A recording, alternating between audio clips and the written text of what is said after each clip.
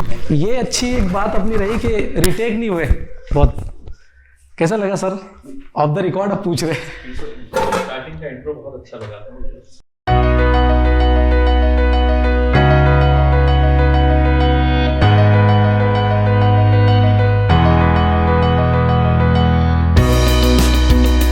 पवार साहब आपको कभी कॉल करे और कहे कि हम आपको 100 करोड़ देते हैं, 150 करोड़ देते हैं, पार्टी ज्वाइन कर लीजिए, मिनिस्ट्री का आपको पद दे दे? प्रश्न सर, अपन बोलने में क्या कंजूसी करते हैं क्या? आपको क्या लग रहा है? हम बोलने में कंजूसी नहीं करते हैं साहब, उसमें दिल खोल के और उन्होंने मन की बात करते हैं, हम तो दिल की बात करते हैं साहब उसमें। शाहरुख खान है तो पूरे दुनिया में मशहूर होगा।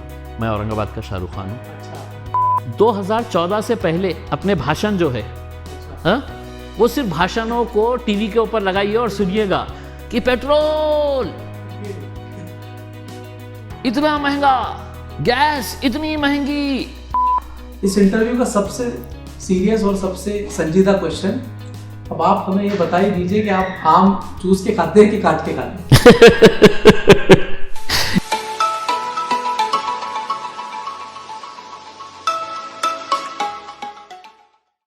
कहते हैं कि दिल्ली दिल वालों का शहर है, मुंबई ख्वाबों का शहर है और लखनऊ नवाबों का शहर है। ठीक उसी तरह महाराष्ट्र के किसी कोने में बसा औरंगाबाद भी इम्तियाज़ जलील के सियासी बवालों का शहर है। कुछ लोग अपनी मिट्टी की ऐसी अमीट पहचान बन जाते हैं कि वो ज़माने भर में एक दूसरे के मुतरादिफ पहचाने जाने लगते हैं। औरंगाबाद और इम्तियाज़ जलील भी एक ऐसी ही मिसाल है। जी हाँ दोस्तों, इस वक्त हम मौजूद है ज़हानतों को जुमलों में तब्दील कर देने का सलीका जानने वाली शख्सियत और हर वक्त अपने अलग अंदाज से सुर्खियों में बने रहने का हुनर जानने वाली शख्सियत, औरंगाबाद कॉन्स्टिट्यूंसी से मेंबर ऑफ पार्लियामेंट इम्तियाज़ जलील का। बहुत बहुत स्वागत है आपका रूबरू विद फैज़ान मिर्ज़ा में। सबसे पहले तो आप हमारी तरफ से ये कबूल करिए। बहुत बहुत शुक्रिया। Thank you so much for coming and giving your precious time to us. कैसा लग रहा है आपको? कैसा हमारा अरेंजमेंट? बहुत अच्छा लग रहा था मुझे। पर्सनली खुशी इस बात की होती है कि जब मैं यंग लड़कों को देखता हूँ जिनके अंदर कुछ करने की एक चाह है, एम्बिशन है। आपकी यंग टीम को देखकर मुझे भी अच्छा लग रहा है, क्योंकि आज से कई साल पहले ऐसी ही कुछ शुरुआत मैंने भी की थी। मेरे भी आंखों में कुछ सपने थे कि मैं भी अच्छा जर्नलिस्ट बनूं करके। 24 साल तक काम किया। जी जी जी। एक्चुअली मुझे ना एक कॉन्फ्लिक्ट है कि should I behave the way generally I do, या फिर मुझे एक पत्रकार बनने की एक्टिंग करना है। जैसा भी आप जैसा भी। मैं बहुत ही मैं लोग मुझे इस बात के लिए औरंगाबाद में पसंद करते हैं। मैं ये कहूँगा कि मैं अपनी ज़ाती शख्सियत के अंदर कोई बदलाव नहीं लेके आया। अच्छा। मैं पहले पत्रकार था तो वैसा ही था, फिर आमदार बना, एमएलए बना तो भी वैसा ही था, और एमपी भी बना तो मैं ऐसा ही, मैं उसको ऐसा ये नहीं लेके चलता हूँ कि यार एकदम अब एमपी हो गया है तो एकदम ऐसा। मैंने कई ऐसे कॉर्पोरेटर्स को देखा हुआ हूँ कि ज़रा एक एरिया के कॉर्पोरेटर बन जाते हैं तो एकदम अकड़ आ जाती है, चलने का अंदाज बदल जाता है, गाड़ियों का ताप। आज भी मैं बुलेट के ऊपर निकलता हूँ, आज भी मैं गाड़ी चलाता हूँ, खुद गाड़ी चलाता हूँ, तो सिग्नल पे जब रुकता हूँ ना तो लोग एकदम ऐसे देखते हैं, तो पहले उसके अंदर एक झटका खा जाते हैं, अरे ये, और फिर अगर फैमिली के साथ रहते ये खासदार। अच्छा। तो बी योर नेचुरल सेल्फ। ये जिंदगी भर के लिए तो रहने वाला नहीं है फैजान। कोई 5 साल के लिए मिला है ये, जी। पसंद करे लोगों ने तो आगे लेके जाएंगे, नहीं तो फिर वापस। हाँ, वही हमारा भी वही है। थोड़ा सा इस इंटरव्यू का मकसद भी जो है बातचीत के कुछ सिरे खोलना पर है, तो आप थोड़ा सा रिलैक्स फील कर सकते हैं। आपको आंसर करते वक्त ये सोचने की ज़रूरत नहीं है कि आप पॉलिटिकली करेक्ट हो या ना हो। हमको थोड़ा सा कैजुअल वे में ही इस इंटरव्यू को शूट करना है। हर वक्त रिलैक्स फील करता हूँ, और लोगों को तकलीफ इसी बात की रहती है, यार ये इतनी तकलीफों के अंदर भी कैसा मुस्कुराते रहता है करके उसमें। आप मुझे ये बता दीजिए कि मैं आपको बुलाऊं क्या?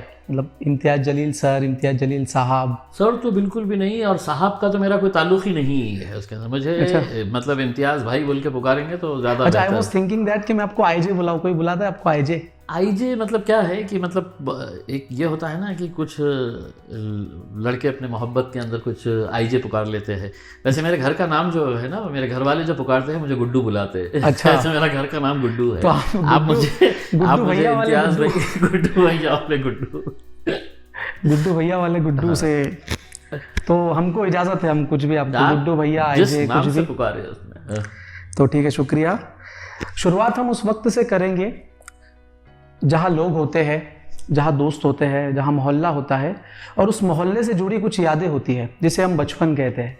तो अपने बचपन के बारे में कुछ बताइए, बचपन कैसा था आपका? देखिए, मैं मतलब मेरे फादर डॉक्टर थे, सिविल सर्जन थे, यहाँ के फर्स्ट सिविल सर्जन औरंगाबाद के थे। बहुत बहुत कड़क थे, मतलब बहुत डरते थे हम अपने बाबा से। तो हमारा एक जुबली पार्क का एक घर था भड़कल गेट में, जो हमारा फैमिली हाउस था। अच्छा। तो हमारे बाबा जो है वो वरांडे के अंदर बैठते थे और वो मेन गेट के सामने हुआ करता था।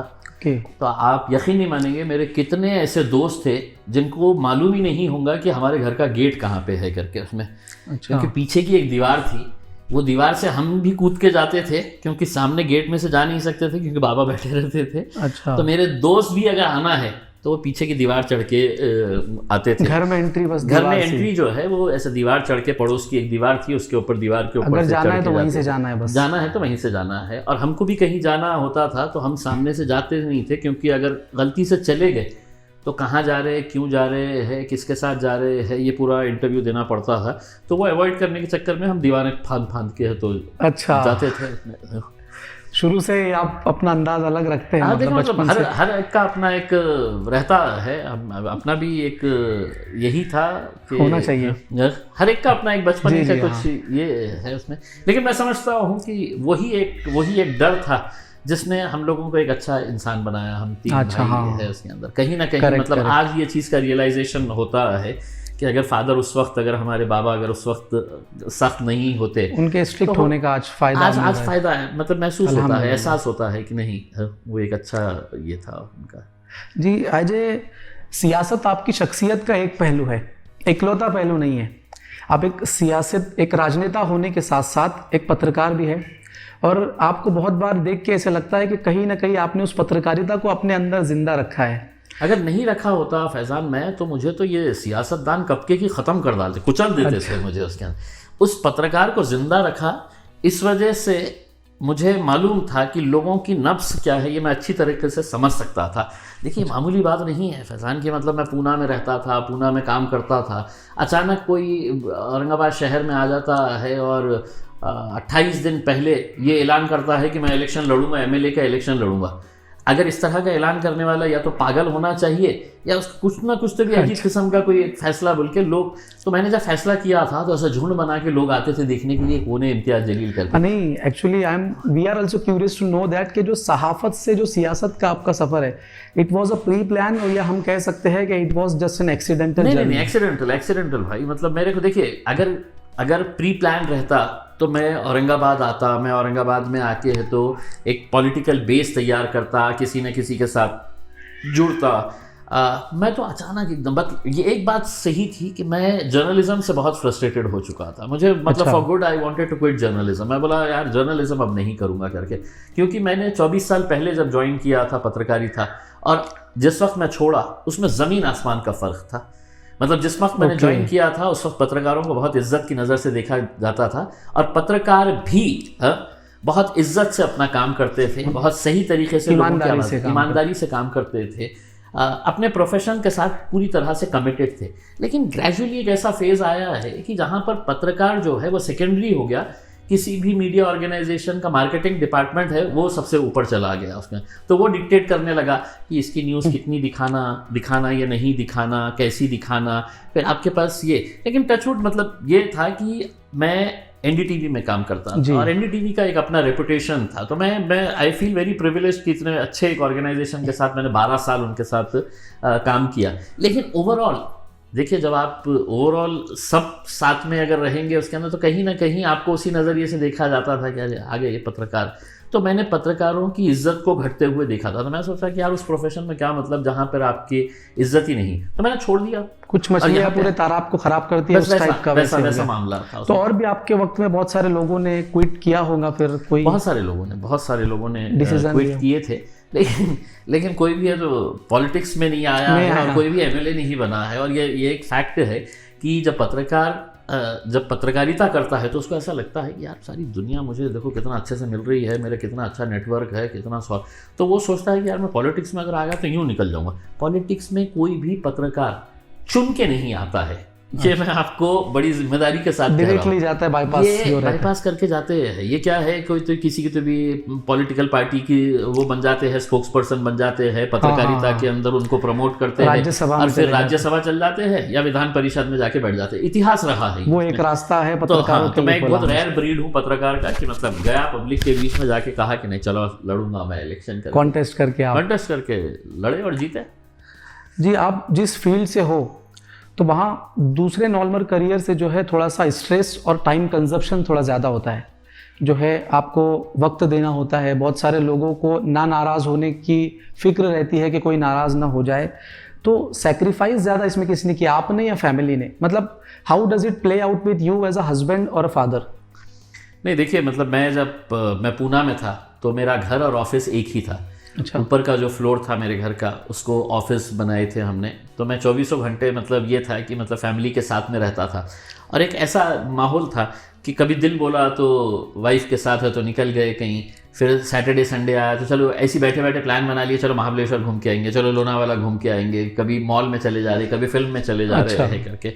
तो एक हमारी बहुत एक फैमिली बहुत बॉन्डिंग थी, कहीं पे भी जा रहे खाना खाने के लिए उस वक्त कर पाते थे। यहाँ पे जब आया तो आप यकीन नहीं मानेंगे कि मतलब मुझे पर्सनली मतलब इतना ये होता है कि मैं अपनी फैमिली को, मतलब मेरा छोटा वाला लड़का इतना अटैच था मेरे साथ उसमें, और मैं उसको मतलब कहीं कहीं दिन तक उससे मिल नहीं पाता था। जब मैं आया यहाँ पे तो वो सो जाता था, तो मेरे को मतलब पर्सनली ये बड़ा हर्ट करता था कि यार मैं अपने बच्चों से उनके साथ जो अटैचमेंट है, लेकिन वही एक मैं समझता था। फिर दूसरी तरफ मैं वही टाइम अपने पूरे कॉन्स्टिट्यूएंसी को देता था। तो मेरा परिवार पहले जो था वो मियाँ बीवी बच्चे माँ भाई बहन, अब नहीं हो पाता। अब पूरा ज़िला जो है वो मेरा परिवार हो गया है उसमें। अच्छा, आपको एक जामिया मिल्लिया इस्लामिया के कोर्ट मेंबर के तौर पे चुना गया है, तो ये कैसे इसका सिलेक्शन होता है, कौन सिलेक्शन करता है और उसके रोल क्या होते हैं? देखिए, लोकसभा के जरिए है तो हर एमपीज को कोई ना कोई कमेटी दी जाती है, ये मैंडेटरी होता है, राज्यसभा के मेंबर्स हो या लोकसभा के मेंबर्स हो। तो पहले टर्म में मुझे है तो दिया गया था आपका central government committee on urban development. अच्छा। फिर मुझे है तो government committee on civil aviation. और फिर जो है इस तरह की जो बॉडीज़ होती है, जामिया हो गया है या अलीगढ़ मुस्लिम यूनिवर्सिटी हो गया है या हज कमेटी हो गया है, इसके ऊपर भी नॉमिनेट करते हैं। ये स्पीकर का प्रेरोगेटिव है। भी आप मेंबर है? मैं महाराष्ट्र वक्फ बोर्ड का मेंबर हूँ। अच्छा। तो ये स्पीकर का प्रेरोगेटिव होता है, वो डिसाइड करते हैं कि किसको कहाँ भेजना है। तो जामिया के अंदर मेरा उन्होंने नॉमिनेट। एक सवाल ये है इम्तियाज जलील सर के हर्षवर्धन यादव जी को कभी थैंक यू बोला है आपने? देखिए, मेरा दोस्त था, अच्छा दोस्त है, और जीतने के बाद आप किंतु परंतु कर सकते हैं कि साहब ये इसकी वजह से जीता, इनने खड़ा हुआ था तो इस वजह से ये है करके। लेकिन मैं जब खड़ा हुआ था तो कोई भी कैंडिडेट जब खड़ा रहता है इसी इरादे से खड़े रहता है कि मुझे जीतना है करके, उसके अपने कैलकुलेशंस रहते हैं कि इनने इतने वोट ले सकता है, ये इतने वोट ले सकता है, मेरे चांसेस कैसे बढ़ सकते हैं करके उसमें। तो अब जीतने के बाद जो है मेरे मुखालिफिन वो बोलते हैं इसका शुक्र अदा करो करके उसके अंदर। मैं शुक्र अदा तो साहब मैं शुक्र अदा तो अल्लाह का करता हूँ कि जो जिसने है तो रास्ते बनाता है। देखो, अगर आपकी नीयत अगर साफ है तो रास्ते बनते हैं, आप ये समझ लीजिएगा उसमें। वरना लोग अपनी ज़िंदगी गुजार देते हैं, कॉर्पोरेटर नहीं बनते हैं साहब। मैं एक टर्म में आता हूँ 28 दिन पहले और कहता हूँ कि मैं एमएलए बनूंगा और एमएलए बन गया। दूसरे टाइम आता हूँ 22 दिन पहले है तो डिसाइड किया जाता है अवैसी साहब की तरफ से कि नहीं इम्तियाज़ जलील लड़ेगा और मैं एमपी बन जाता हूँ। तो ये मतलब कहीं ना कहीं एक तो गैबानी कुछ ताकत है जो मेरे सर के ऊपर। हाँ ठीक है, ये आपका पॉलिटिकल स्टेटमेंट है, लेकिन एक थोड़ा सा एनालिसिस किया जाए तो 3,89,000 के आसपास में जो है आपको वोट मिले हैं। 3,84,000 जो है चंद्रकांत खैरे साहब एक्स एमपी उनको मिले हैं, और 2,83,000 वोट जो है वो हर्षवर्धन यादव को मिले हैं। तो अगर थोड़ा सा इसका एनालिसिस किया जाए तो अगर हर्षवर्धन यादव ना होते तो हो सकता था कि मेरी लीड है तो 2,50,000 और बढ़ जाती थी कि हर्षवर्धन के पूरे वोट मुझे पड़ जाते थे। अच्छा, आप ये क्यों सोच रहे हैं कि हर्षवर्धन अगर नहीं रहता था तो पूरे वोट है तो उधर जाते थे करके। हो सकता है कि मेरी लीड जो है वो 2.5 लाख से और बढ़ गई होती उसमें। और एक बात समझ लीजिएगा फैजान साहब, जो जीता सिकंदर वो सिकंदर। नहीं, इसमें आप तो एक कोई- वोट से जीते या 1 लाख वोट से जीते, उसके अंदर जीत मायने रखती है उसके अंदर। कितने वोट से नहीं, जीते वो ये तो- मायने नहीं रखती है उसके वो अंदर। तो- सेकंड्स का डिफरेंस होता है। आपने कभी देखे होंगे जो इंटरनेशनल ओलंपिक्स के अंदर जो है वो सेकंड्स का डिफरेंस होता है उसके अंदर। इतना सा डिफरेंस होता है पैरों के बीच में उसमें, और जो जीता बस उसी का वही नाम होता सिकंदर। है, सेकंड वाला पीछे। सही, आप जीत गए, आपको मुबारकबाद और जी, बेस्ट शुक्रिया। विशेष आगे के लिए। कि प्रधानमंत्री से कभी मिले आप? मतलब फॉर्मली नहीं, जैसे आप रूलिंग पार्टीज के लोग एक तरफ बैठे, आप विपक्षी दलों के साथ बैठे, वैसे नहीं कभी सेंट्रल हॉल के कैंटीन में, कभी ऐसे चाय के टेबल पे टकराव हुआ है, कभी सेंट्रल हॉल बातचीत के हुई? अंदर प्राइम मिनिस्टर साहब तो नहीं आते हैं, लेकिन अच्छा। ये है कि हम जब पार्लियामेंट के अंदर बैठते हैं तो पार्लियामेंट के अंदर वो बिल्कुल सामने ही बैठते हैं उसमें। ऐसा इत्तेफाक कभी हुआ नहीं है कि मैं जाके उन्हें मिला हूँ, तो सामने बैठते हैं उसमें। ऑल पब्लिक मीटिंग्स में कभी अमित शाह से साहब से नहीं, अमित शाह मुलाकात? साहब से भी मतलब ऐसा ये हुआ है कि कहीं लॉबी में खड़े हुए हैं, वहाँ से गुजर रहे हैं, उनको विश कर दिए, बस इतना ही। ऐसा हाय हेलो ऐसा होता है? हाँ, हाय हेलो होता है। देखिए, राजनीति अपनी जगह के ऊपर होती है। आप कितना भी एक दूसरे के राजनीतिक विरोधी हो सकते हैं, लेकिन एज एन इंडिविजुअल ये आपकी Ideology की बिना पर। एज ए तहजीब होती है कि साहब मेरी नरेंद्र मोदी साहब से मुखालिफत हो सकती है, लेकिन मैं उनके पद की इज्जत करता हूँ। वो प्राइम मिनिस्टर जो जी, है, जी। उस पद की इज्जत हम करते हैं। उसकी एक अपनी गरिमा है, उसकी एक पद की। गरिमा है अपनी। आईजे, आप मुझे ये बताइए कि 1980s में जो है औरंगाबाद को फास्टेस्ट डेवलपिंग सिटीज़ में शुमार किया जाता था, लेकिन पिछले कुछ सालों में अगर देखा जाए तो ये आंकड़ा लगातार नीचे की तरफ बढ़ा है। और अगर आपके एरिया के इश्यूज़ की बात की जाए तो आपके एरिया में पानी का एक बहुत बड़ा मसला है। रेल कनेक्टिविटी और एयर कनेक्टिविटी को लेकर कोई बेहतर अरेंजमेंट यहाँ पर नहीं हो पाया आपकी कंसिस्टेंसी में, जबकि ऐसा नहीं होना चाहिए था, क्योंकि औरंगाबाद को महाराष्ट्र का कैपिटल ऑफ टूरिज्म भी कहा जाता है, if I am not wrong. और मुझे करेक्ट कीजिएगा कि औरंगाबाद को कभी ड्रॉट अफेक्टेड एरियाज़ में भी शुमार किया गया है। तो सवाल ये है कि बतौर विधायक, या फिर अगर आज की बात करें तो as a member of parliament, आपने इन सब के लिए क्या किया है? देखिए, मैंने शुरुआत से ही, और मैं जब कुछ बात करता हूं तो जो लोग आपके ज़रिए ये देखेंगे प्रोग्राम, 2014 का YouTube के ऊपर आप जाके है तो मेरा असेंबली के अंदर का भाषण सुनिएगा। मैंने ये बात बार बार कही थी कि औरंगाबाद का जो सबसे बड़ी समस्या है औरंगाबाद की, वो पानी की समस्या है। अच्छा। लेकिन ये ऐसा नहीं है कि कोई नेचुरल हमारे लिए प्रॉब्लम है, ये सेल्फ क्रिएटेड प्रॉब्लम है ये। ओके। और ये किसने किया है ये सभी लोग जानते हैं। पिछले 30 सालों से यहाँ पर शिवसेना और बीजेपी की हुकूमत, एमएलए उनके, एमपीज उनके, ज़िला परिषद उनकी, महानगर पालिका उनकी, तो ये कहीं ना कहीं एक अपने ज़ाती मफाद के लिए, हाँ, एक प्राइवेट कंपनी को यहाँ पर लाना चाह रहे थे। एक बीजेपी के एमपी की कंपनी थी अच्छा, जो यहाँ पे लाना आपने विरोध किया फिर? मैं ही अकेला था सर, मैं अकेला जिसने इतना जम के विरोध किया था कि सिर्फ मेरी वजह से वो कंपनी को वापस जाना पड़ा। और 2014 से जो मैं बात कर रहा था, मुझे एक मर्तबा है तो जब मैं एमएलए था तो देवेंद्र फडणवीस साहब ने मीटिंग कॉल किए, तो उनके जितनी कंपनी के बड़े बड़े ऑफिसर्स थे सब ऐसे सूट बूट के अंदर आए, मेरे से इंट्रोडक्शन करा, ये सीईओ है, ये है, ये रिटायर्ड आईएएस ऑफिसर है। तो वो सब मीटिंग चल रही थी। अच्छा। देवेंद्र फडणवीस साहब को मालूम था कि औरंगाबाद में अगर ये कंपनी हमको पुश करना है, क्योंकि उन्हीं की पार्टी का था उसमें, और शिवसेना वाले भी नाम मिले। लेने से क्यों बच रहे हैं आप? शिवसेना वाले, ये जो ये आपका सुभाष चंद्र जी न्यूज़ का जो मालिक है ना, अच्छा अच्छा, वो राज्यसभा के एमपी है, उनकी कंपनी थी वो उसमें। तो वो हमारे ऊपर लादना चाह रहे थे उन्होंने, तो उन्होंने सोचा कि सरकार उनकी है तो हम कुछ भी कर देंगे करके, और सेना वालों को उन्होंने सुभाष चंद्र उनका नाम है। हाँ, सुभाष चंद्र, वो सेना वालों को उन्होंने मैनेज कर दिए थे उसमें। तो देवेंद्र फडणवीस साहब ने जब मीटिंग लिए तो उन्होंने मतलब हमको बताया, और फिर मीटिंग खत्म होते ही उन्होंने को बोले कि देखिए इम्तियाज़ जी, अगर ये कंपनी अगर नहीं आई औरंगाबाद में तो अगले 20-25 साल तक औरंगाबाद को पानी नहीं मिलेगा। मैं बोला सर मेरा एक सवाल है छोटा सा, उसका जवाब देने लगा दीजिएगा करके।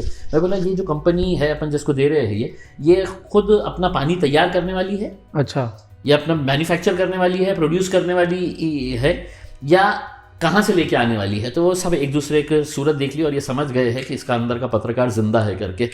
तो मैं बोला पानी आप कहाँ से लेके आने वाले हैं? तो बोले हम जैकवाड़ी से लेके आने वाले। मैं बोला सर मैं यही कह रहा हूँ, 50 किलोमीटर की दूरी के ऊपर हमारा जैकवाड़ी डैम है, वो जैकवाड़ी डैम लबालब भरा हुआ है। अच्छा। हाँ, इतना बारिश हो रही है पिछले कई सालों से, तो वो पानी हमको गेट खोल के तो पानी फेंकना पड़ रहा है, लेकिन हम 50 किलोमीटर तक ला नहीं सक रहे हैं। तो इन्होंने हमको ऐसा बताया कि नहीं है, हम कर ही नहीं सकते, ये तो रॉकेट साइंस है करके, क्योंकि उनको कंपनी को लादना था। मैं बोला मैं किसी सूरत में नहीं आने दूंगा ये कंपनी को, और आखिर में उसको भगाया वहाँ से। और अब वो काम जो है वो गवर्नमेंट एजेंसी को दिया गया है और तकरीबन 1680 करोड़ रुपए की स्कीम अभी चालू है।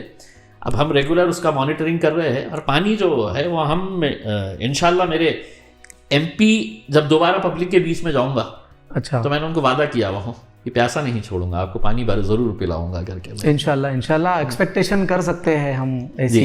और आपने दूसरी जो बातें की है कि फास्टेस्ट डेवलपिंग सिटी, ये हकीकत है कि मतलब मैं जब यहाँ पे लोकमत में काम करता था उस वक्त हम हर स्टोरी के अंदर लिखते थे कि Aurangabad being the fastest developing city in Asia, और ये फैक्ट थे। उसके बाद ये हुआ कि जब से शिवसेना यहाँ पर आई, उन्होंने है तो ना पानी, ना सड़क, ना ड्रेनेज, ना सैनिटेशन, इसके ऊपर नहीं, उन्होंने जाति। अच्छा, तो लोगों ने है तो कभी भी सड़क के लिए वोट नहीं दिया, लोगों ने कभी भी पानी के लिए वोट नहीं दिया, ड्रेनेज के लिए नहीं दिया, सैनिटेशन के लिए नहीं दिया, अच्छे स्कूल्स के लिए नहीं दिया, अच्छा, अच्छे हॉस्पिटल्स के लिए नहीं दिया, जाति के ऊपर वोट दिया कि माझा धर्म, माझा जातीचा आहे, मेरे धर्म का है। इलेक्शन आया कि हिंदू मुसलमान करो, कुछ तो भी एक मुद्दा उपस्थित करो, हिंदू मुसलमान का करके है तो वोट पोलराइज करो। मैं जब आया हूँ फैज़ान, मुझे इस बात की खुशी है कि पहला इलेक्शन जो है वो मैं पूरा 100% मुसलमान वोटों के ऊपर चुनकर आया, लेकिन MP का इलेक्शन मुझे बेहिसाब non Muslim youngsters, educated people of Aurangabad, they voted for me. तो मेरे लिए एक बहुत बड़ी सिल्वर लाइनिंग ये थी, पूरे देश में है तो मोदी जी का तूती बोल रही थी और यहाँ पे इम्तियाज जलील का जलवा चल रहा था करके। तो इसलिए चल रहा था कि लोगों ने देखे कि यार बंदा काम करता है, सबके लिए करता है करके। उसमें सिर्फ भाषणों से तो नहीं होता है ना, उसमें भाषण से आप एक इलेक्शन जीत सकते हैं, दूसरे इलेक्शन में तो आपको काम दिखाना पड़ेगा ना। बिल्कुल, हमने आपका थोड़ा सा रिसर्च की है तो उसमें हमको पता चला है, लोग जो है, हमने खासतौर से जो है मुस्लिम इलाके छोड़कर नॉन मुस्लिम इलाकों में रिसर्च की है, तो वहाँ से भी आपकी तरफ से एक खुशखबरी में आपको एक पॉजिटिव खबरें आपकी तरफ से मिल रही है। एक अच्छी बात है कि हाँ जो है वो बंदा टैलेंटेड है, वो काम कर रहे हैं, वो डेवलपमेंट को प्रायोरिटी देते हैं। तो इस तरीके की बातें हमको सुनने की मिली है। कहीं पर कोई नेगेटिव चीज़ें हमने आपके बारे में तो नहीं सुनी। नहीं, अगर नेगेटिव है तो मैं उसको अप्रिशिएट भी करता हूँ। अगर कोई नेगेटिव मतलब अगर कंस्ट्रक्टिव क्रिटिसिज्म है तो आई रियली रिस्पेक्ट दैट कि मैं कहीं गलत जा रहा हूँ। मैं भी इंसान हूँ, मुझसे भी गलतियाँ होती होंगी, लेकिन सिर्फ इम्तियाज जलील ते काय करणार ते इमाम पार्टीचा है, इस तरह का बोल के जो ये करते हैं ना, उसमें वो सब खत्म होना चाहिए सर। काम जाति धर्म मजहब का जो है ना उसके मैं मुसलमान घर में पैदा हुआ हूँ, मुझे फ़ख्र है, आप किसी धर्म में हुए होंगे, हमारे कैमरामैन किसी एक धर्म में हो, ये अपना अपना एक जाति ये है इसके अंदर। लेकिन काम तो हमको सबके लिए करना है ना। अगर आज मैं हॉस्पिटल बनाने की बात कर रहा हूँ तो क्या उसके अंदर मैं बोल रहा हूँ कि नहीं साहब यहाँ पे से मुसलमान जाने वाले, ये रोड जो मैं बना रहा हूँ ना यहाँ पे से इस पैसे से मुसलमान जाएंगे, ऐसा नहीं है ना। हम अगर डेवलपमेंट की बात कर रहे हैं तो सबके लिए कर रहे हैं। अच्छा, कल हम चंद्रकांत खैरे साहब के ऑफिस के सामने एक जगह बैठे थे, हाँ। जो है, तो वहाँ एक आदमी ने बोला कि उनसे एक बात पूछना कि चंद्रकांत खैरे साहब ने 20 साल तक जो स्मार्ट सिटी का ख्वाब दिखाकर सत्ता पर हमेशा उस सीट पर, औरंगाबाद कंसिस्टेंसी की सीट पे काबिज रहे, तो क्या वो स्मार्ट सिटी का ख्वाब जो है इम्तियाज जलील की ब्लूप्रिंट में है? देखिए, स्मार्ट सिटी का मतलब एक डेफिनेशन अगर देखा जाए तो हर एक का अपना अपना एक डेफिनेशन होगा उसमें। मैं ये समझता हूँ कि साहब स्मार्ट सिटी का मतलब ये नहीं है कि हम यहाँ पर एक ताजमहल बना ले, चकाचक है तो ताजमहल बना के हम पूरे शहर को लाइटिंग से वो कर दें करके। स्मार्ट सिटी का मतलब ये है कि सबसे पहले आप जो बेसिक चीज़ें लोगों को चाहिए, जिसमें पानी, अगर आज औरंगाबाद में 8 दिन के बाद पानी अगर आ रहा है और मैं कहूँगा कि साहब मेरा शहर जो है वो स्मार्ट सिटी है, तो नहीं है, झूठ बोल रहे हैं हम।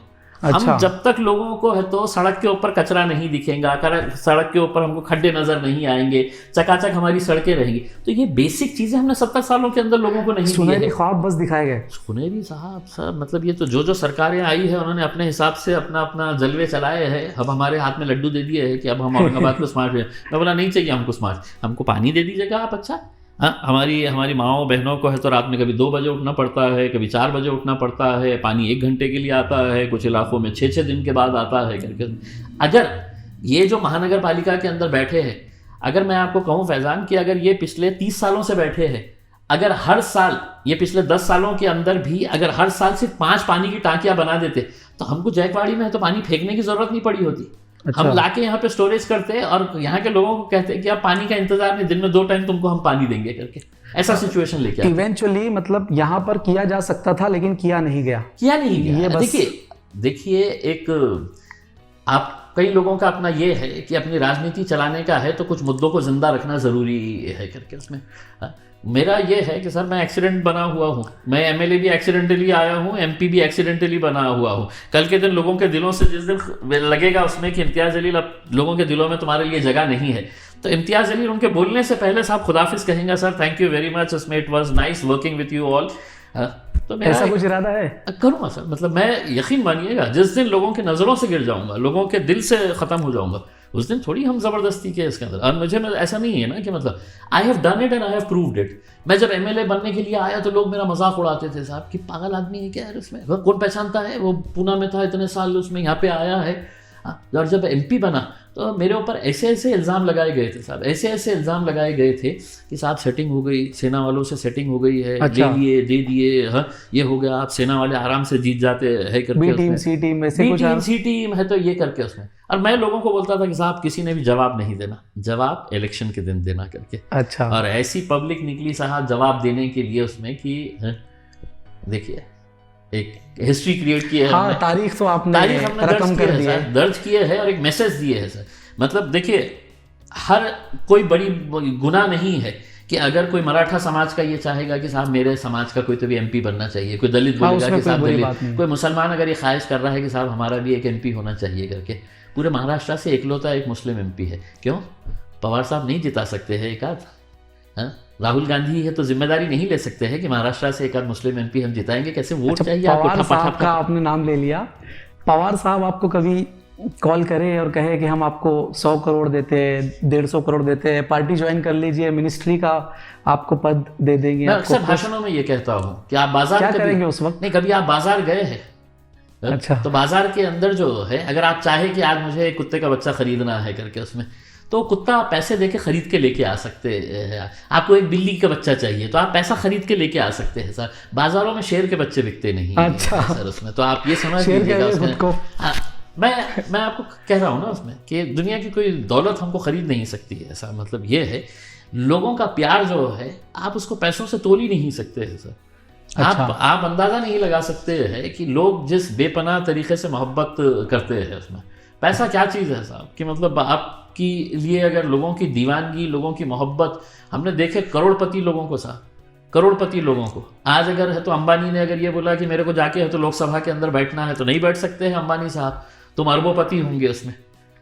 राज्यसभा में तुमको जाना है जाओ राज्यसभा के अंदर, लेकिन इम्तियाज जलील को वहां पे है तो मेरी ये आवाम ने भेजाई है, मैं उनके साथ कैसा धोखा दे सकता हूँ सर? अच्छा, लेकिन सत्ता में अंबानी के लोग हैं सब।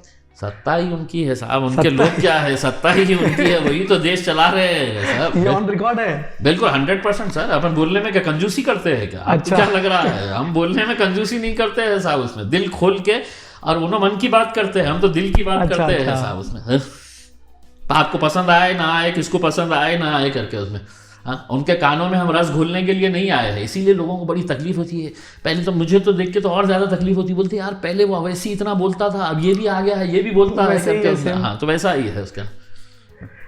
तो ना हम जो है we are agree with you that you are trying your best for Aurangabad city, लेकिन एक बात जो मुझे आपसे पूछनी है कि गुज़िश्ता तकरीबन 8-10 सालों का अरसा ऐसा गुजरा है जहाँ पर किसी भी मुजरिम को खुखार बनाने में मेन स्ट्रीम मीडिया का एक बहुत बड़ा हाथ रहा है। मतलब तहकीकाती जो एजेंसियाँ है, जो जांच एजेंसियाँ हैं, वो भी उनकी मोहताज हो गई है। आप बहुत सारी मिसालें ले लीजिए, आप जो है JNU में हुई गिरफ्तारियाँ ले लीजिए, मालेगांव बम ब्लास्ट के वक्त जो लोग शुरू में पकड़े गए थे वो बाद में बाइज्जत बरी हुए, और उसके बाद जो है CA NRC के वक्त कुछ गिरफ्तारियाँ हुई। तो ऐसी बहुत सारी मिसालें हैं।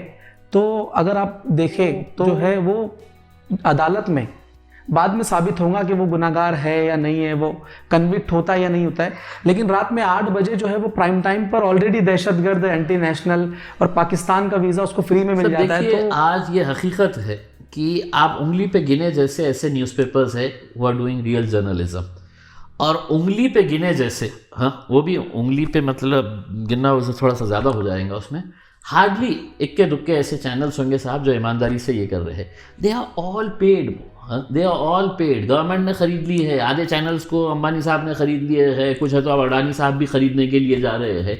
तो एक जो इंडिपेंडेंट वॉइस हुआ करती थी वो ख़त्म हो गई है, समझ रहे आप? हाँ। इसीलिए आज जो सोशल मीडिया का जो दौर चल रहा है, इसलिए चल रहा है कि मैं अगर ये कहूँगा कि साहब मोदी साहब ने पूरे देश की वाट लगा दी है, तो अगर वो चैनल के ऊपर मैं किसी ने कहूँगा तो मैं बोल के तो चले जाऊंगा, लेकिन ऑन एयर आते आते उन्हें काट देता उसके अंदर, बोलूंगा नहीं, अच्छा। नहीं हमारे आका तो वो है, पैसा उधर से आ रहा है करके उसके अकॉर्डिंग सब होना चाहिए, सब उनका सब। ये सवाल आपसे इसलिए भी बनता है कि आप अपनी जिंदगी का एक बहुत बड़ा 24 साल आ रहे हैं, पत्रकारिता का हिस्सा रहे हैं, तो ये कहाँ लेके जाएंगे आगे, क्या इसका फ्यूचर लगता है? बहुत अनफॉर्चुनेट है सर, मतलब डेमोक्रेसी का एक बहुत स्ट्रांग पिलर है सर, लोकतंत्र का एक बहुत बड़ा एक हमारा स्तंभ है। अगर वो कमजोर हो गया, अगर वो बिक गया, तो ये इस देश के लोकतंत्र के लिए बहुत बड़ा खतरा है, मैं समझता हूँ उसके। ऐसा नहीं है कि everything is lost, there is still a silver lining, there are some very good journalists, there are some very good newspapers who are doing real commendable job। Social media के ऊपर अब जो नया जो ये आ रहा है वो भी एक बहुत अच्छा ट्रेंड है, कुछ अच्छे अच्छे जो ग्रुप्स इमर्ज हुए हैं, जैसे द क्विंट ले लीजिएगा, द प्रिंट ले लीजिएगा, ये बहुत अच्छा, they are doing real commendable job. अच्छा, आपने बेटे के चैनल की आपने प्रमोशन कर दिया? थोड़े टाइम के लिए काम किया था, ऐसा नहीं है कि मतलब वो बेटे की वजह से जाना जाता है उसमें। लल्लन टॉप एक बहुत अच्छा चैनल है, मतलब मैं वही बता रहा हूँ, मेरे जहन में जो बात आ रही है। तो इम्तियाज जलील जी, कुछ दिनों बाद दिवाली है जी, और दिवाली का सीधा संबंध रोशनी से है जी। तो 365 दिन रोशनी या तो सिर्फ सूरज दे सकता है या तो तालीम, एजुकेशन दे सकता है। मैं ये बात आपसे इसलिए कह रहा हूँ क्योंकि आपने मिशन तालीम नाम से कुछ एक ड्राइव शुरू किया है, कैंपेन शुरू किया है, तो उस कैंपेन के बारे में थोड़ा सा हमको बताइए। देखिए फैज़ान, अभी क्या हुआ है कि पिछले 2 साल के अंदर हमने गरीबी और गुर्बत इतने करीब से देखी है कि लोगों को खाने के मोहताज हो गए थे। कोरोना के लॉकडाउन के अंदर सरकारों ने बड़ी बड़ी बातें तो किए थे, अच्छा, लेकिन मतलब जो मदद जो उनके पास पहुंचनी चाहिए थे नहीं। अब 2 साल के बाद स्कूल्स खुल रहे हैं।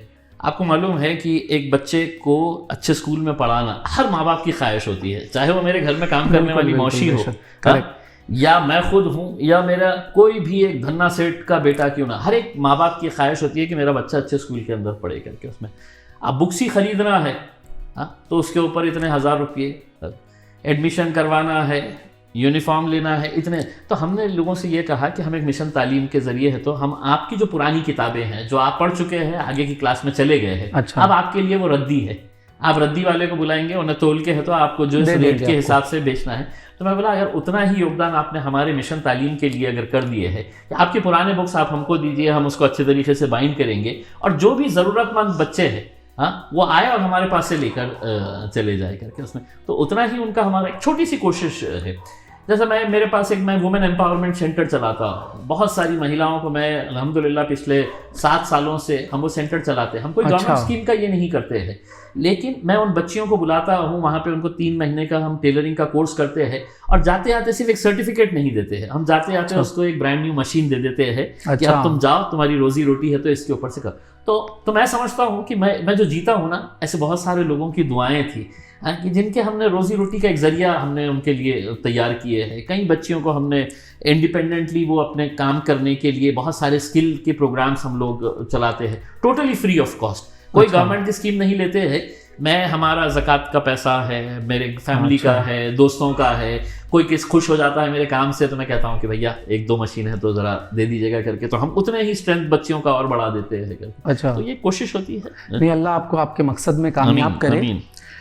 क्या कभी ऐसा हुआ है कि प्लान के मुताबिक चीज़ें नहीं हुई हो, आप जैसे सोच रहे हो उसका बिल्कुल उल्टा हो रहा हो, उस वक्त मतलब इम्तियाज जलील उस वक्त क्या करते हैं? How do you deal with that situation? कभी ऐसा हुआ है कि कभी आप बहुत बुरे वक्त में हो और किसी ने आपको सपोर्ट कर दिया हो, या फिर ऐसे? देखिए मतलब मैं ऑफ लेट जो है वो गवर्नमेंट के का जो रवैया है मेरे ताल्लुक से उसमें ठीक है, राजनीति मैं समझता हूँ कि साहब इलेक्शन के टाइम पे आया, आप राजनीति करिएगा, 5 साल राजनीति नहीं की जा सकती है। आज औरंगाबाद में ये हालत हो गई है कि I have to fight against everybody. मुझे पुलिस डिपार्टमेंट से फाइट करना पड़ता है, मुझे कलेक्टर ऑफिस से फाइट करना पड़ता है, मुझे गवर्नमेंट में बैठे हुए शिवसेना कांग्रेस, राष्ट्रवादी कांग्रेस जो सत्ता के अंदर है, इनका ये लोगों ने एक ये कर दिए है कि ये खासदार जो है इम्तियाज जलील को कुछ पैसा मत दो, उसके प्रपोजल्स को अटका के रखो ताकि उसके पीरियड के अंदर कोई काम ना हो तो पब्लिक उसको गालियां दे करके। अच्छा। तो ये इस तरह का ये है। दूसरा ये है कि मैं जब पॉलिटिक्स में आया तो मेरे ऊपर एक सादा एनसी भी नहीं था, एक सादी सी एनसी की, किसी को थप्पड़ भी मारने की कोई एनसी नहीं था, मेरा क्लीन रिकॉर्ड था। अच्छा। आज मेरे ऊपर मेरे ख्याल 7 केसेस रजिस्टर हुए। अच्छा, आ गया। उसमें कैसे केसेस है? मैंने एक शराब की दुकान बंद करवाया। ओके। रेसिडेंशियल एरिया के अंदर शराब की दुकान अलाउड नहीं है, हॉस्पिटल के बाजू अलाउड नहीं है, लेकिन शराब की दुकान चल रही है। मैंने कई मर्तबा दिया, नहीं माने तो मैं बोला चलिए जाके फोड़ा जाए करके, उसके अंदर जाके फोड़े हमने। तो शराब वाले ने क्या किया है, कंप्लेन रजिस्टर कर दिया पुलिस स्टेशन के अंदर कि मेरे गले में से 335 रुपये चोरी हो गए। मेरे ऊपर है तो डाके की डकैती, 335 रुपये का डकैती का केस मेरे ऊपर रजिस्टर हो गया। फिर मैंने ये लॉकडाउन के पीरियड के अंदर गरीब दुकानदारों के दुकानें कई महीने से बंद थे, और जब खोलने की बात आई तो लेबर कमिश्नर उनको बोलता है कि 200 रुपये पर स्क्वायर फीट के हिसाब से तुमको फाइन देना पड़ेगा।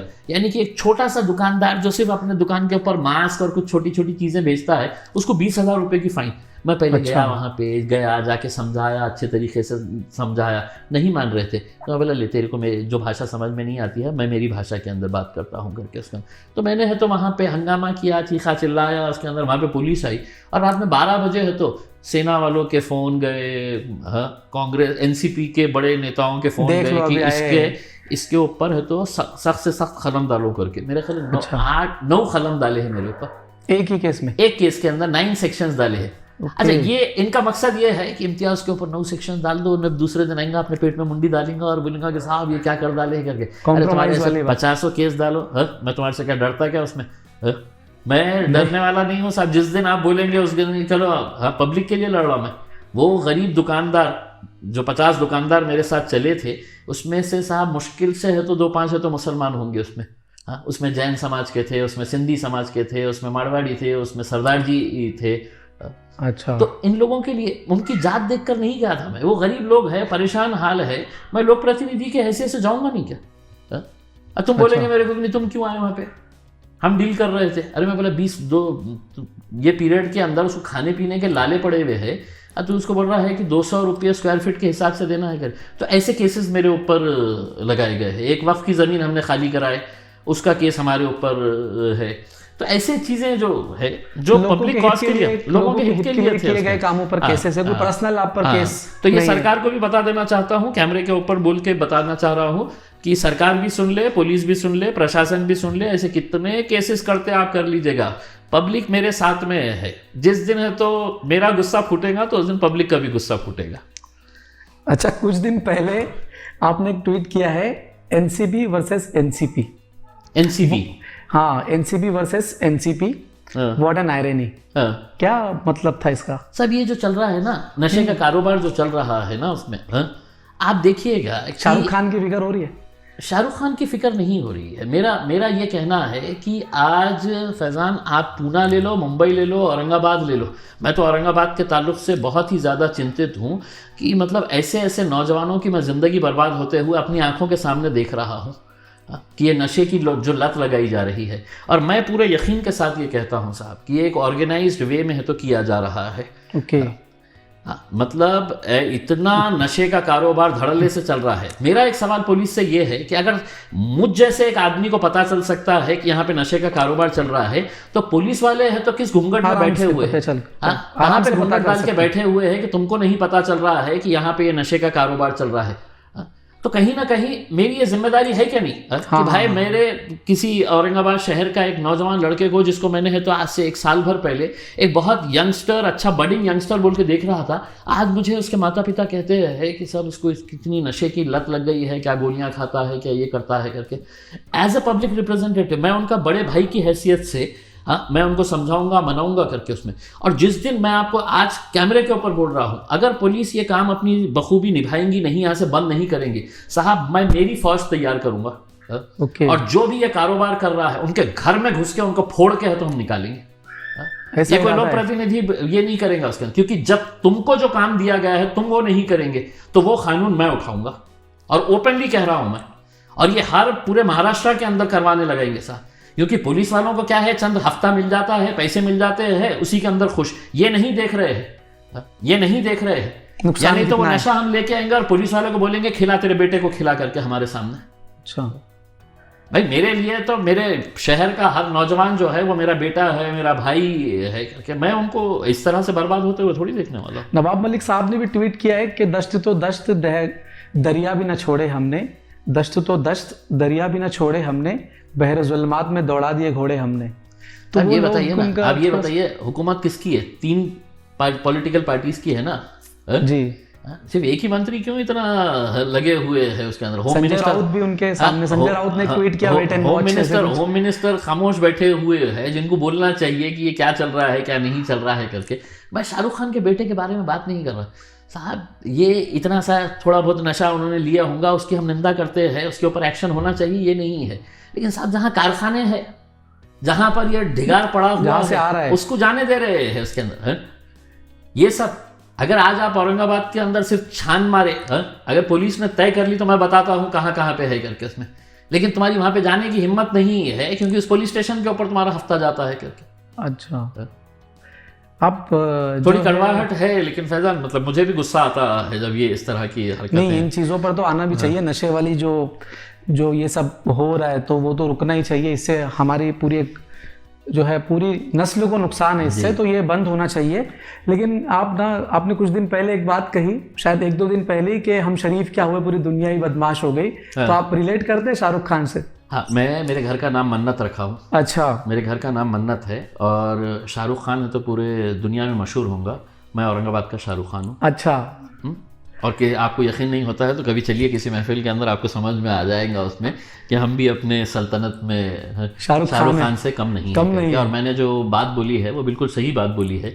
लोग क्या समझते हैं कि साहब पढ़ा लिखा है, हाईली एजुकेटेड है, MP बन गया है तो कोई भी है तो चिल्ला चालना पोटा कोई खड़े रहता है। और आजकल क्या हो गया है, ये मोबाइल वाले जो पत्रकार है ना साहब, इससे हम इतने परेशान हो गए। अगर मैं बोलूंगा उसको 500 रुपये देके कि भैया वहाँ पे जाके डांस करते खड़े रहे करके, अच्छा कर ये लोगों ने है तो पत्रकार बना ली, यहाँ पे प्रेस लिख देते हैं और ऐसा यूट्यूब के ऊपर चैनल बना के है तो अपना ये कर लेते हैं। तो क्या हो रहा है कि जो मेरे मुखालिफिन है उनको देते हैं पैसा, 500 रुपये देते हैं, बोलते हैं आज जाके कुछ तो भी इम्तियाज नेगेटिविटी स्प्रेड करो उसमें। अब पानी होगी, बारिश हो गया, किसी के घर में पानी गया है तो उन्हें जाके ये सवाल नहीं करता है कि तुम्हारे घर कैसा है, लीगल है इलीगल है, तुमने घर इतना नीचे बनाए हुए हैं, पानी कहाँ से कर रहे हैं, इम्तियाज जलील क्या कर रहे हैं, इम्तियाज जलील नहीं आए थे तुम्हारे पास? उन्हें बोलता नहीं आए थे करके, अरे इम्तियाज जलील तुम्हारी मदद नहीं की है करके। तो ये सब करते रहते हैं। फिर कोई तो भी अगर इम्तियाज जलील हमारे पास नहीं आए तो हम ये कर डालेंगे, हम वो कर डालेंगे करके। तो मैंने बोला कि गलतफहमी में जियो मत कि हम बहुत शरीफ है करके उसके अंदर। अच्छा, हाँ, ये हम जरा से शरीफ क्या हो गए तो तुमको ऐसा लग रहा है कि तुम हमारे सर पे बैठ के तबला बजाएंगे करके उसके अंदर। अच्छा, हम हर लिहाज से, हर जिसको जो भाषा समझ में आती है वो उसमें भाषा देने की सलाहियत अल्हम्दुलिल्लाह हम में है। अच्छा, जो जबान से बात करेंगे जबान से, और जो है तो उसके आगे जाना चाहेंगे तो हिंसा की बात कर रहे हैं आप? नहीं, मैं हिंसा की बात नहीं कर रहा, मैं जबान की बात कर रहा ना। मैंने बोला जिस जबान में जो भाषा समझ में आती है उस जबान की, मैंने कहा हिंसा की बात की, समझ गए। मैंने कहा हिंसा का, मैंने हिंसा का जिक्र ही नहीं किया उसके अंदर।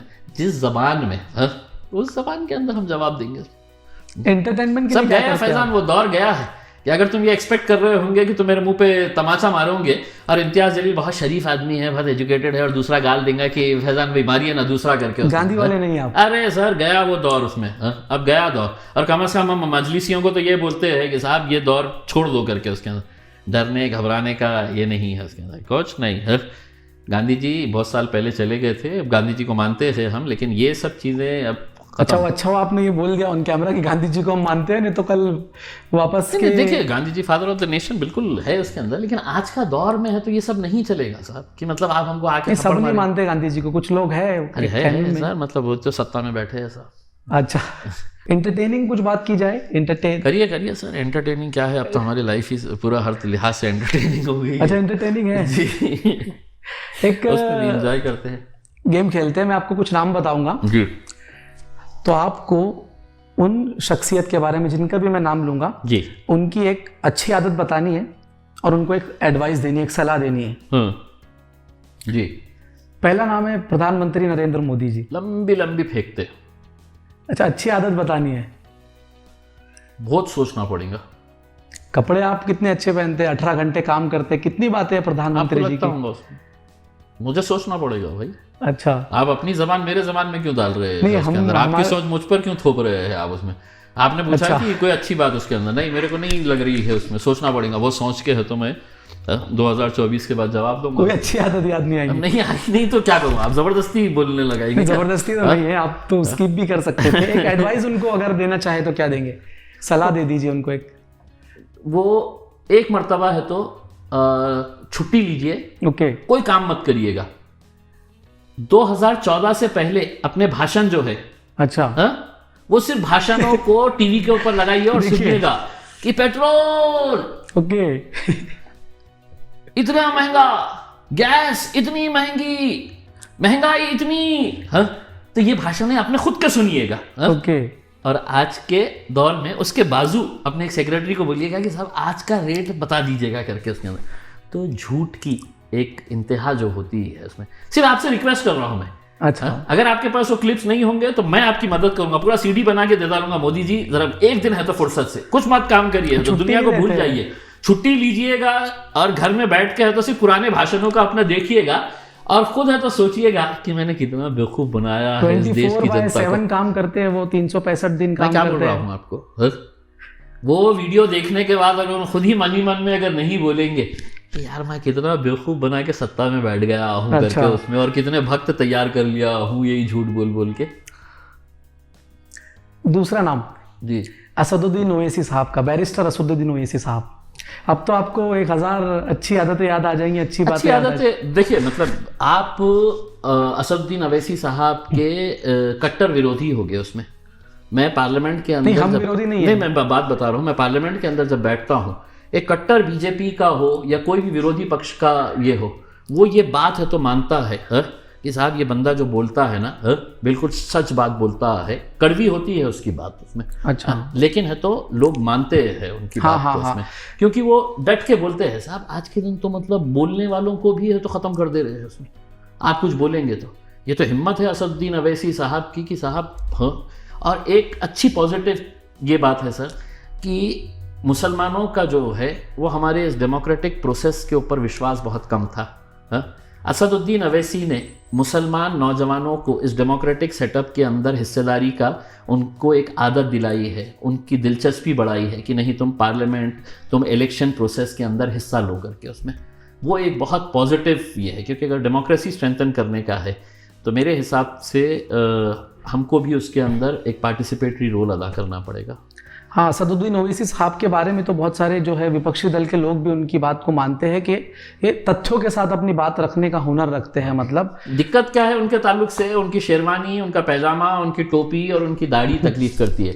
अगर उन्होंने जीन्स पैंट पहने होते, शर्ट पहने होते तो वो उनको प्रधानमंत्री के नज़रिए से देखा जा सकता था। अगर उन्होंने कहते थे कि साहब आप कोई सेक्युलर पार्टी के अंदर अगर आते तो आप बहुत बड़े लीडर बन सकते थे करके उसके अंदर, लेकिन सेक्युलर पार्टी आज के दौर में कोई है ही नहीं, सिर्फ गुलामी की बात करने वाले लोग। कांग्रेस सेक्युलर, तो हम लोग जो है ना उसके अंदर साहब हम कहीं जाना नहीं चाहते हैं किसी के साथ उसमें, हम सिर्फ लड़ना जानते हैं और जो सच्चाई है वो बोलना जानते हैं। कांग्रेस, राष्ट्रवादी कांग्रेस और अब तो शिवसेना भी सेकुलरिज्म की तरफ। देखिए ना साहब, जिनकी जिंदगी पूरी गुजर गई, पवार साहब की, गांधी परिवार की, इधर के अशोक चौहान की, बाला साहेब थोराट की, ये शिवसेना जातिवादी पार्टी, जातिवादी, इतने लाचार हो गए साहब कि हमको सत्ता चाहिए करके, तो उनको शिवसेना भी है तो एकदम सेक्युलर लगने लगी। और जो शिवसेना का जन्म ही हुआ इस बात के ऊपर कि साहब ये ढोंगी है, ये कांग्रेस वाले, ये एनसीपी वाले, सिर्फ मुख्यमंत्री की कुर्सी चाहिए था, बोले तो आओ गले मिल लेंगे करके, तीनों मिलके गले मिल के। इनको एक ऐसे पॉजिटिव वे में भी तो देखा जा सकता है कि वो एक स्टेप्स ले रहे हैं सेकुलरिज्म की तरफ, एक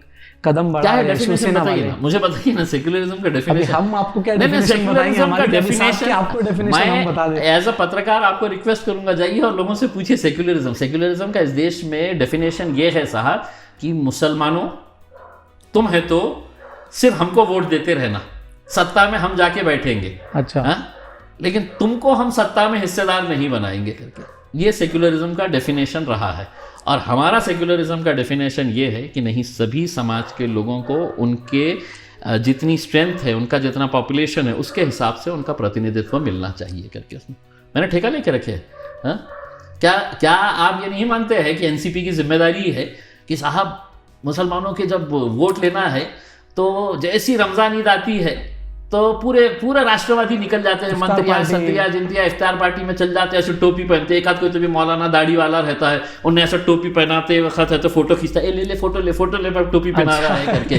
फिर है तो एक आते दूसरे मौलाना उनको खजूर खिलाते हुए फोटो लेते हैं, और दूसरे दिन अखबार के अंदर ये टोपी पहनते हैं उस दिन, हाँ एक दिन पहनते हैं, और 300 पॉजिटिव वे में भी तो ले जा और सकता है। बाकी साल के पूरे दिन ये हमारी कौम को है तो टोपियां पहनाने का काम करते हैं। एक दिन आकर टोपी पहन लेते हैं और बाद में बोलते लो अब तुम्हारे को हम कैसे टोपी पहनाते हैं, यही धंधे करते आए हैं।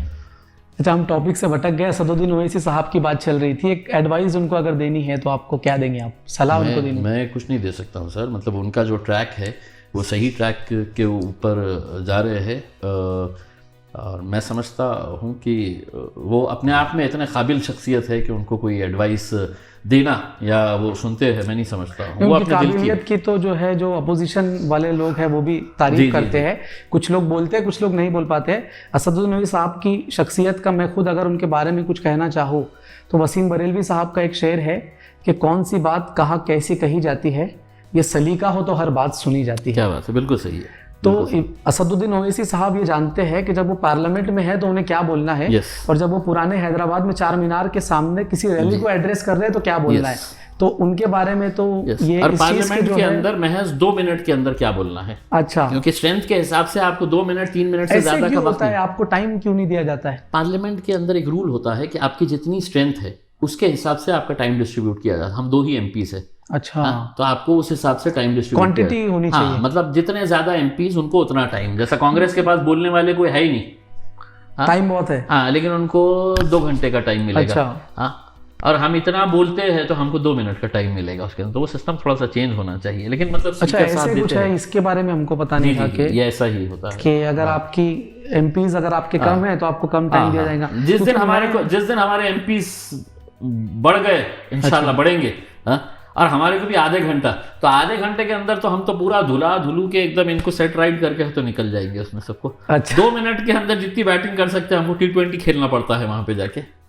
ओके, तो अगला नाम जो है राहुल गांधी, उनकी एक अच्छी आदत और एक एडवाइस, एक सलाह उनको। ऐसे देखिए, ऐसा ज़रूरी नहीं है राहुल गांधी को कि अब गांधी परिवार चलते हुए आ रहा है तो वही गांधी परिवार कंटिन्यू रहेगा।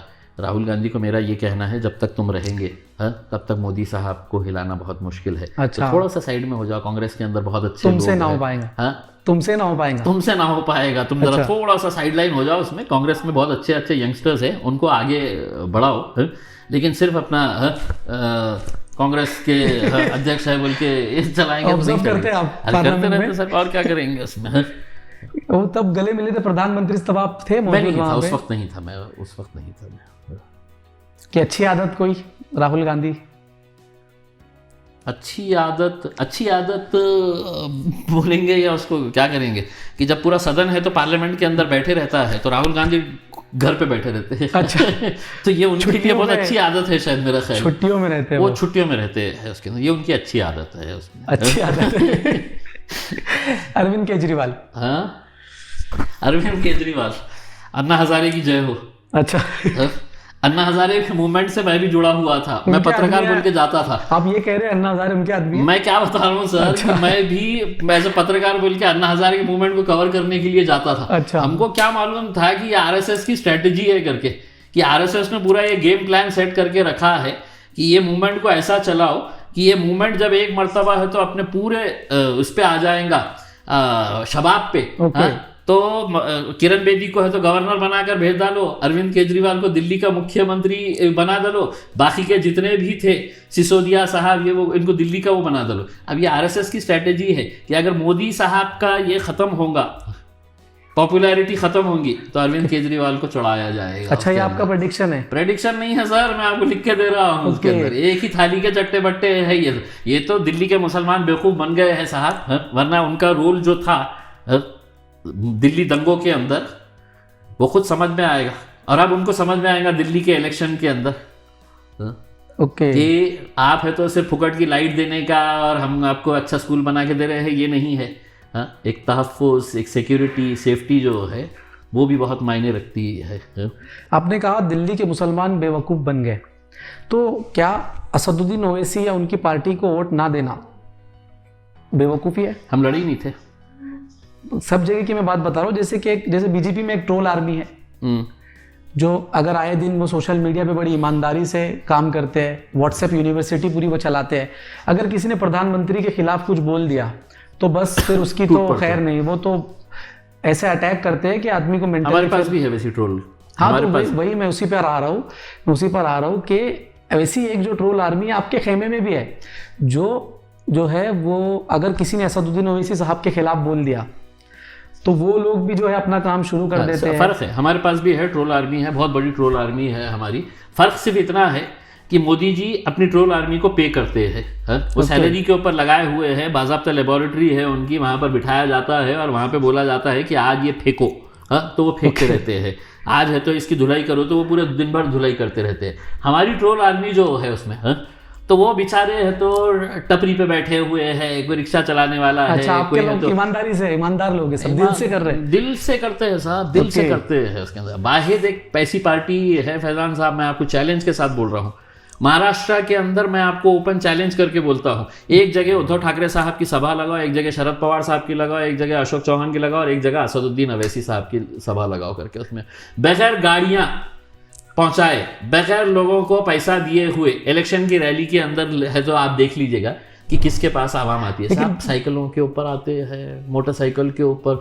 मेरे पास एक लड़का है हमारा सोएगांव का, आखिर दादा बोल के, 130 किलोमीटर हर दूसरे दिन आ जाता है मोटरसाइकिल के ऊपर। इतनी खराब सड़क है वहां से, काय के लिए, सिर्फ दीवान की मोहब्बत के अंदर। लेकिन सर भीड़ जो है वोट नहीं होती एक्चुअली, अगर देखा जाए तो अब हमारे उसमें होने लगी है सर। अच्छा, राज ठाकरे की सभाओं में तो उससे ज्यादा फिर पब्लिक होती है। नहीं, मैं आपको बता रहा हूं, तो आप जानते हैं सब। ये बताइए ना, MIM जो है ना वो अभी की नई पार्टी है, उसके अंदर आज अल्हम्दुलिल्लाह अगर हमारा रीच और हमारी स्प्रेड अगर हम देखेंगे आप उसमें, तो हम तो बड़े बड़े शिवसेना है तो कहाँ लड़ ली, कहाँ किन राज्यों के अंदर लड़ी, बताओ कितने MLA है करके। शरद पवार साहब हर इलेक्शन के अंदर खुदी मार देते हैं, जहां दिखा है वहां पे है तो अपना करके खुदी मार डालते हैं, बोले NCP भी लड़ेंगी करके। कितने MLA से बताइए कितने MLA है करके।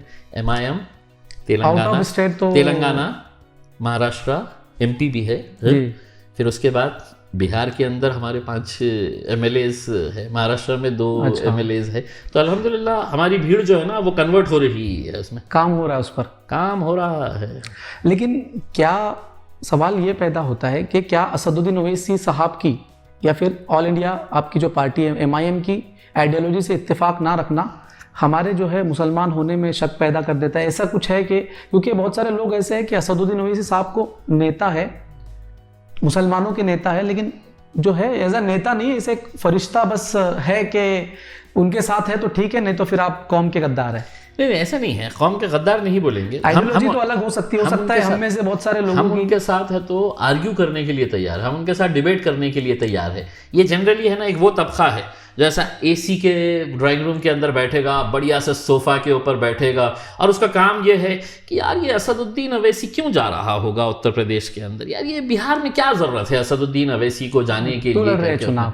तो ये मतलब ये अपने आप को बहुत ही दिग्गज समझ के ऐसे 4 लोग बैठ जाते हैं चाय का कप लेते हुए और अपने आप को बहुत ज्ञानी समझ के, यार असदुद्दीन अवैसी ने नहीं जाना चाहिए करके। उसमें क्यों नहीं जाना चाहिए सर? कभी आपने किसी और पार्टी को बोला है आपका? अगर असदुद्दीन अवैसी नहीं जाना है तो आप खुद जाइए उठ के। कोई जा रहा है, कोई काम कर रहा है, कोई एक पॉलिटिकल एम्पावरमेंट अपनी कम्युनिटी का तैयार कर रहा है, तो उससे भी आपको तकलीफ हो रही है उसमें। नहीं, हमको कोई तकलीफ नहीं है, आपका नहीं बोल रहा मैं। ये जो ऐसे सोफे के ऊपर बैठते हैं, AC के ऊपर ऐसा चाय लेके, चुनाव लड़ना तो सबका लोकतांत्रिक, वो वाले लोगों के बारे में बात। चुनाव लड़ना तो सबका लोकतांत्रिक अधिकार है, आप कहीं भी पूरे देश में कहीं भी चुनाव लड़ सकते हैं। लेकिन इस इंटरव्यू का सबसे सीरियस और सबसे संजीदा क्वेश्चन, अब आप हमें ये बता ही दीजिए कि आप आम चूस के खाते हैं कि काट के खाते हैं? यही पत्रकारिता देखने के बाद ही मुझे छोड़ना पड़ा उसमें कि ऐसा भी दिन आएगा करके कि हाँ आप ये सवाल करेंगे उस शख्स से जिसको सवाल करने के इतने सारे मतलब आप इतने सवाल है उनसे करने के लिए उसमें, लेकिन अगर आप आम चूस के खाते हैं, काट के खाते हैं, आम खट्टा है, मीठा है, तो प्रधानमंत्री का वो इंटरव्यू तो आपने देखा ही होगा। देखे कैसे होते हैं इंटरव्यूज ये भी हमने देखा है अच्छा। उसके अंदर। हाँ। कैसे होता है? आपने तो मुझे सवाल दिए नहीं है कि आप क्या सवाल करने वाले हैं। सवाल वहाँ पे हम कैसे उनको दे सकते पूरे हैं? सवालों की लिस्ट दी जाती है और फिर उनको पसंद अगर ये नहीं आया कि ये काट दो, बोलते हैं ये सवाल नहीं पूछना मुझसे। हाँ। सवाल अगर हम दे दे तो इंटरव्यू बचता ही नहीं है फिर। हमारे लिए है वो। अच्छा, उन ये पे रूल ये लागू रूल हमारे उन पे ऊपर लागू नहीं है, होता? उनके ऊपर लागू नहीं है। अच्छा, सवाल भी उनके रहते, जवाब भी उनके रहते हैं, ये सबको मालूम है। ओके, चलिए, बहुत अच्छा लगा इम्तियाज़ जलील साहब आपसे मिलके। एक बार कैमरे में देख के बोल दीजिए कि अगर आपको वीडियो अच्छा लगा है तो आप जो है इस वाले कैमरे में देख के आपको बोलना है कि अगर आपको वीडियो अच्छा लगा है तो आप इन्फ्लुएंशियल गार्डियंस नाम के यूट्यूब चैनल को सब्सक्राइब करें और रूबरू विद फैज़ान मिर्ज़ा ना देखना भूलें। अच्छा, अगर आपको ये यूट्यूब चैनल अच्छा लगा है तो इन्फ्लुएंशियल गार्डियंस के यूट्यूब चैनल को सब्सक्राइब करिए। यूट्यूब चैनल्स को सब्सक्राइब करिए और फैज़ान के साथ रूबरू देखना ना भूले उसमें। बहुत बहुत शुक्रिया। आपसे एक आखिरी बात, बहुत बहुत शुक्रिया। आपसे एक बात कहनी है जी। कि कहा आंसुओं की ये सौगात होंगी, जी, नए लोग होंगे, नई बात होंगी, चरागों को आंखों में महफूज रखना, बड़ी दूर तक रात ही रात होंगी और मुसाफिर हैं हम भी, मुसाफिर हो तुम भी, किसी मोड़ पर फिर मुलाकात होंगी। इंशाल्लाह, बहुत बहुत जरूर, शुक्रिया जरूर, आपका जरूर। Thank you हमें very वक्त much. देने के लिए। Thank you, बहुत thank अच्छा you. लगा आपसे बातचीत करके। Thank you Faizan, thank you. Thank you so much.